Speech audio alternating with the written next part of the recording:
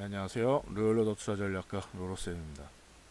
네, 이번에는 굉장히 논란이 되고 있는 종목 중 하나인 코오론 티슈진에 대해서 한번 알아보도록 하겠습니다. 네, 뭐 여기 제목에도 적어드렸는데 약 성분이 일단 다르다, 일단 하한가 같다, 뭐 이 정도로 압축드릴 수 있는데 향후 대응과 뭐가 어떻게 다른지, 어떻게 이런 일이 벌어졌는지에 대해서 한번 알아보도록 하겠습니다. 이게 코오롱 생명과학에서 코오롱 티슈진에서 같은 계열이죠. 이쪽에서 이제 골관절염 세포 유전자 치료제로 인보사라는 걸 개발해서 굉장히 엄청난 이슈가 됐었죠. 글로벌적으로. 그러니까 이게 뭐냐면은 기존의 류마티스 관절염이나 뭐 이런 관절염 쪽을 기존 관절염 쪽은 치료를 수술을 병이 이행했단 말이에요. 기본으로 한다. 근데 이런 상황에서 이제 메디포스트의 카티스텐 같은 경우는 이제 연골 재생이 되게끔 줄기세포를 이용해서 연골 재생이 되게끔 뭐 수술을 한다. 뭐 이런 쪽으로 해서 연골 재생이 되는 거야? 라고 해서 이슈가 됐죠. 지금 기존부터 사용 사례가 꾸준히 늘어나고 있고요. 근데 수술이 아닌 거예요. 이 인보사 같은 경우는 수술이 아니라 주사제예요. 그럼 뭐가 좋냐? 수술 안 해도 되니까 재활치료 안 해도 되죠? 수술에 대한 공포심? 만약에 잘못되면은 뭐 의사 선생님들께서 정말 잘해주시겠지만 혹시나 만에 하나라는 경우도 있잖아요. 잘못되면은 어떡하지? 이런 공포심이 있단 말이야. 누구나. 야, 우리 진짜 치과에만 가도 공포심이 있는데 수술을 한다고 하면 얼마나 공포감이 들겠습니까? 걱정이 된단 말이에요. 가족들도 그렇고 본인도 그렇고. 그러니까 이런 부분에서 좀 탈출할 수 있는 거죠. 거기다가 이 재활치료랑 수술 공포심 이렇게 말씀드렸는데 65세 이하 정도 이하는 괜찮은데 수술해도 괜찮은데 그 이상 되시는 분들 그 이상 연령분들은 재활 운동이 힘들어요. 재활 운동이. 이게 수술을 하게 되면은 해보신 분들은 알겠지만 아니면은 발목에 기부스만 해보셔도 한 적어도 한 4, 5주 깁스만 해도 잘 안 움직여요. 풀으면은 제대로 안 움직여요. 풀르면 잘 안 움직인다. 그런데 이거를 재활을 계속 해야 될 거 아니에요. 근데 이제 고령층 분들은 이게 어려우신 거예요. 70대 이상 되시고 하신 분들은 실제적으로요. 그러니까 주사로 해결을 한다고 하니까 너무 좋은 거예요, 이분들은. 그래가지고 인보사의 이제 기술력이 인보사라는 기술력이 굉장히 각광받고 있고 미국에서도 지금 임상 3상 중이에요. 미국에서 임상 3상 진행 중인데 중2였다가 현재 중단이에요. 이 이슈 때문에 중단된 거예요. 왜냐면은 이게 인보사라는 게 연골세포랑 간단하게만 말씀드릴게요. 연골세포랑 원래 TGF 베타 1 요거 베타입니다. 요거는 베타 1 유전자를 이용해서 도입해서 형질 전환 세포 이거를 이제 3대1 비율로 섞어서 주사하는 유전자 치료제란 말이에요. 이렇게 해서 섞어가지고 이제 주사한다. 요런 기본 개념이에요. 그런데 여기서 좀 문제가 생긴 거예요. 원래 이 액을 어디서 이제 추출을 하냐라고 하면은 연골 유래 세포에서 추출하기로 했다. 그런데 보니까 신장 세포 쪽에서 그래서 유래한 이제 293 유래 세포 이거를 추출해서 지금 사용하고 있다. 현재. 그래서 이게 문제가 뭐냐면 기존에 우리나라에서도 쓰고 있는 거 아니냐 지금. 그러면 안정성이나 이런 걸 좀 확인해야겠다 다시. 미국에서 임상하는 것도 잠깐 중단하고 확인하고 가자. FDA한테 이 그 코오롱 생명과학, 코오롱 티슈진 이쪽이 먼저 신청한 거예요. 임상 중단, 임상 휴식이라고 봐야겠죠. 임상이 실패하거나 그런 건 아니에요. 임상을 잠깐 휴식하면서 안정성이랑 이런 걸 좀 보고 가자. 이렇게 해서 먼저 신청을 했고, 우리나라에도 식약청에다가 얘기를 해서 이 부분에 대해서 안정성에 대해서 확인하고 다시 처방을 하자. 그래서 처방을 잠깐 중지해 주십시오 하고 요청을 했다고 해요. 자발적으로 이제 판매 중단하고 안정성 확인을 하기로 한 거니까 이제 차이가 요렇게 해서 차이가 있다면은 원하는 거는 유효 성분 같은 경우는 어느 쪽을 해도 연골 유래세포에서 이제 추출하나 신장세포, 293 유래세포에서 추출을 하나 둘 다 유효할 것이라 요렇게 얘기는 나와요. 원하는 이제 성분 정도는 충분히 이제 다 이제 사용을 할 수 있으니까. 그런데 목표는 이거잖아요. 어쨌든 아까 말씀드렸듯이 TGF 베타 1 이 유전자를 이제 형질 전환 세포로 해가지고 활용하는 건데 둘 다 나온단 말이에요. 연골 유래 세포나 신장 세포, 이제 293 유래 세포에서나 둘 다 이 유전자가 나온단 말이에요. 그러니까 효용성은 있을 거다. 크게 문제는 없을 것 같다. 그런데 확인은 하고 가자. 기업 자체에서 이렇게 먼저 얘기를 한 거예요. 만약에 이게 문제가 생겼다면은 큰 일이 됐겠죠. 그런데 기존에부터 이제 293 유래 세포도 원래 바이오 의약품에 주로 쓰이는 세포예요. 이게 새로 나온 세포가 아니에요. 원래 주로 쓰이는 세포인데 지금 현재 요거를 가지고 이제 미국의 임상을 들어가고 있고 현재 우리나라에도 요걸로 쓰이고 있는 게 아니냐라는 얘기가 나와서 확인하겠다. 요 정도로 보시면 될 것 같습니다. 그래서 아직까지는 이 부분에 대해서 문제점이 나온 거는 없어요. 스스로 이제 다시 한번 확인하고 가겠다는 거지. 그러다 보니까 주가는 이렇게 돼 있습니다. 잘 안 보이시죠? 바로 하한가를 들어왔어요. 그래서 혹시나 관심 갖고 계시는 분들은 여기서 고민이 되시겠죠. 보유하고 계신 분들은 이미 뭐 어쩌겠어요. 이건 하한가인데 매도를 못하죠. 하한가면. 대응이 이제 중요해지는 단계예요. 오늘은 아예 점하한가로 시작부터 하한가라서 아예 매도 자체가 불가능한 날입니다. 그래서 기존 보유자분들은 보유만 하실 거고 이제 관심 갖는 분들은 이제 고민을 하시겠죠. 자, 그래서 어떻게 할 것이냐 이 코오롱 티슈진에 대해서 과거 보면은 이렇게까지 한동안은 밀린 적이 없어요. 코오롱 티슈진이라는 종목은 보시면 알겠지만 뭐 상장 초기 가격은 이미 밀려서 내려와 있고 그래도 여기 한 34,000원에서 5,000원 사이 요 구간은 35,000원 부근은 그래도 지켜주는 듯 하다가 금요일날 밀렸죠. 35,000원 드디어 밀렸죠. 기존에는 보세요. 요 선 있는데 보시면은 자 여기만 오면은 지켜주고 있잖아요. 꼬리 달고 지켜주고 꼬리 달고 지켜주고 계속 그러고 있었잖아요. 작년부터 계속 건드리긴 했어도 반등은 나왔단 말이야. 반등 조금이라도 여긴 좀 세게 나왔고 여기도 강하게 한 번씩 튀어 오른단 말이에요. 여기만 오면. 근데 금요일날 이렇게 의미 있게 음봉을 만들면서 내려왔어요. 그래도 거래량이 뭐 엄청나게 큰 건 아니니까 했는데 이슈가 터진 거죠 지금. 그래서 점한가를 갔습니다. 여기서 섣불리 매수를 하는 거는 조금 쉽지 않은 것 같아요. 제 생각에. 주가는 만약 문제 없다 라고 하면 약의 효능은 괜찮은 거죠. 하지만 신뢰성이 떨어지는 거지. 왜 니네 그 연골 유래세포에서 추출한다고 해놓고 나서 신장세포에서 추출을 하느냐.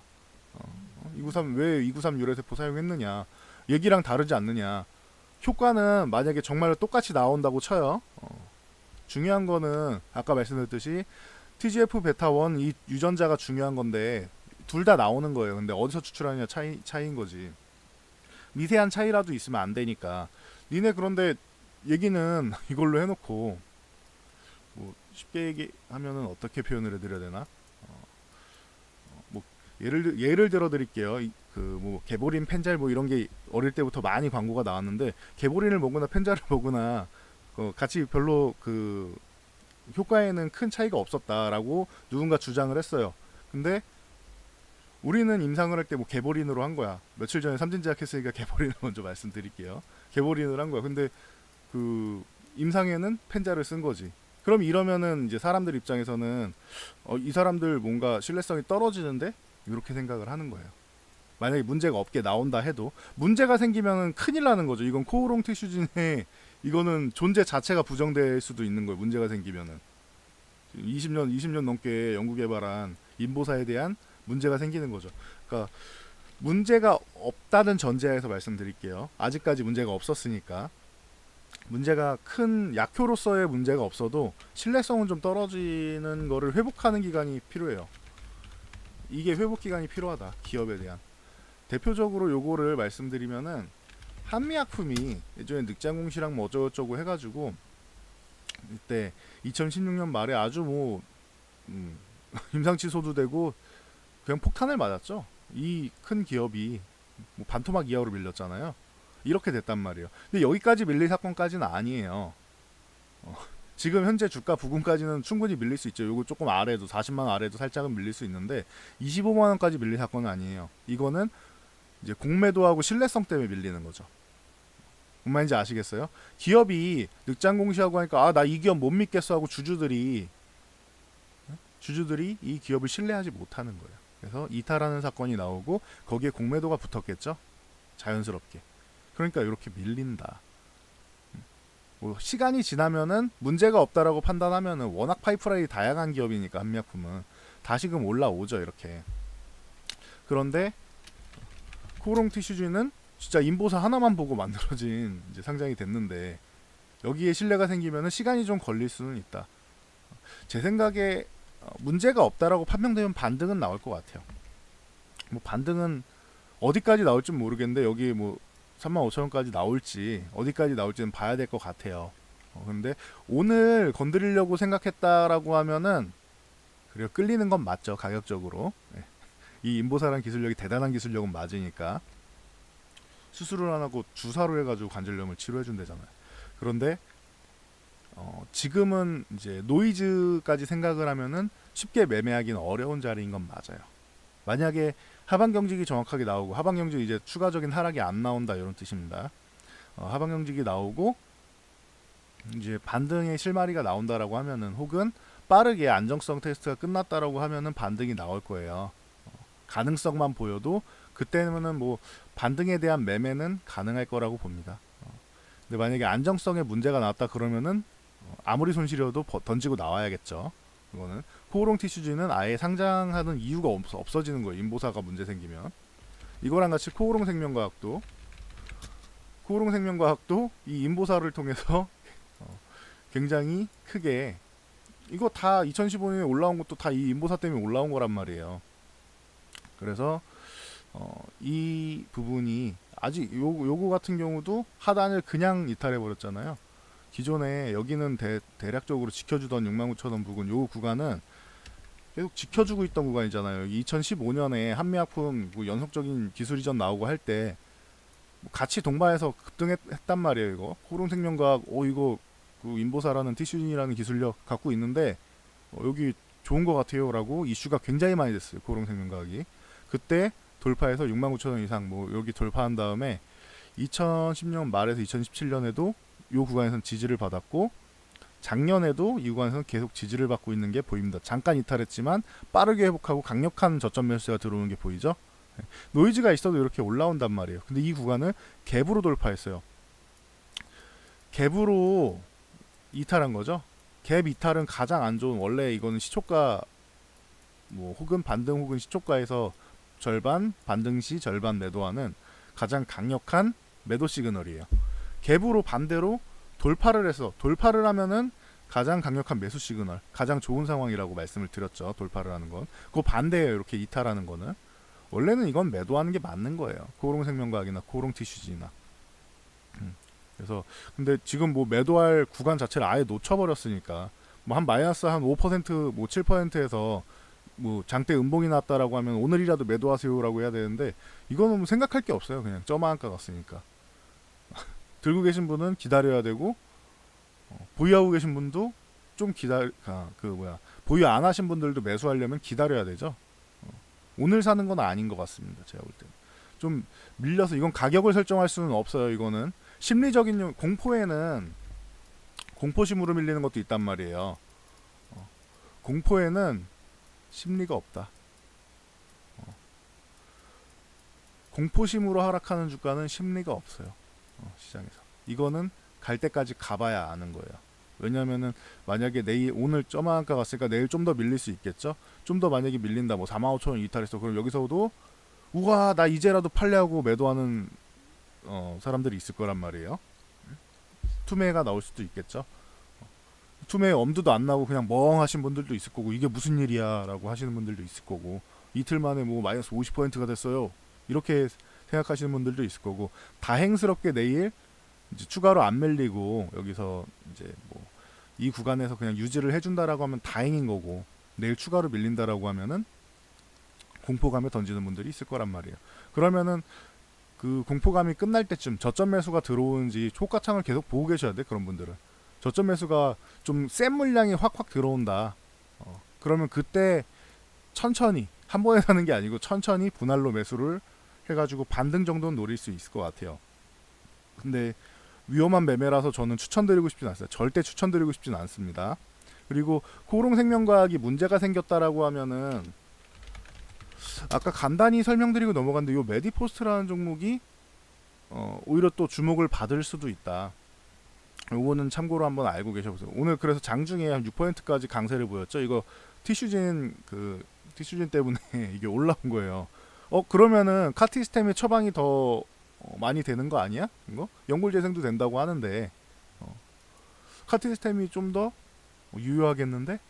라고 이제 얘기가 나올 수 있는 거죠. 그런 투자 아이디어가 나올 수 있는 거죠. 맞는 말이라고 저는 생각합니다. 인보사를 생각했던 분들 중에서 고령층이 아니신 분들, 고령층 분들은 기다리실 수 있어요. 저거 그래도 난 주사 기다릴래. 재활하는 거 어렵고 하니까 한번 이제 근육이 굳으면 그거 푸는 게 어렵단 말이에요. 그러니까 재활 기다릴래. 재활하는 것보다는 인보사 기다리겠다라고 하시는 분들이 있을 수 있는데 그 이하에 좀 건강하신 분들은 다리 좀 튼튼하고 하신 분들은 그럼 나 그냥 재활하더라도 연골재생 쪽으로 갈래. 그래서 반사이익에 대한 기대감은 있는 것 같아요. 차라리 메디포스 같은 경우도 이거 이번에 그 무상증자죠. 이런 종목도 한번 생각해 볼 수 있는 것 같습니다.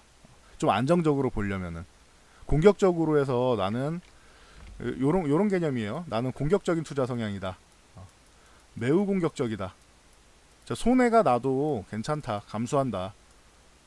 그런 분들은 이제 코오롱 티슈진 이쪽을 보고 이제 추가 하락이 나오지 않는 시점, 저점 매수가 나오는 시점을 보고 매수를 하는 거고 나는 좀 안정적으로 하고 싶다. 그래도 너무 이렇게 너무 이제 급등락 나오고 하는 노이즈가 있는 종목보다 안정적으로 하고 싶다는 종목은 이 메디포스트를 하는 게 맞는 것 같아요. 제가 볼 때는. 아시겠죠? 공격적이다 그러면은 기다리고 기다려서 천천히 코오롱 티슈진 저점 공략. 근데 위험하단 말이에요. 이거는 대신 위험하다. 요건 알고 계셔야 돼요. 굉장히 위험한 전략이에요.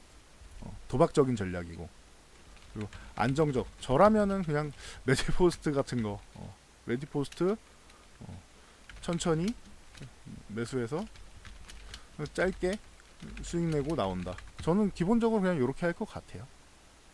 인보사가 얼만큼 이제 그 처방이 정지가 돼 있을지는 좀 봐야 될 것 같은데 그때까지는 이 카티스템이 조금 더 유리하지 않겠느냐. 저는 그렇게 생각하고 있습니다. 메디포스트의 이제 관절염 치료죠. 이거는 예전에 우리나라 2002년도에 월드컵 감독을 맡았던 히딩크 감독이 처방받은 걸로도 유명하죠. 카티스템 같은 경우는.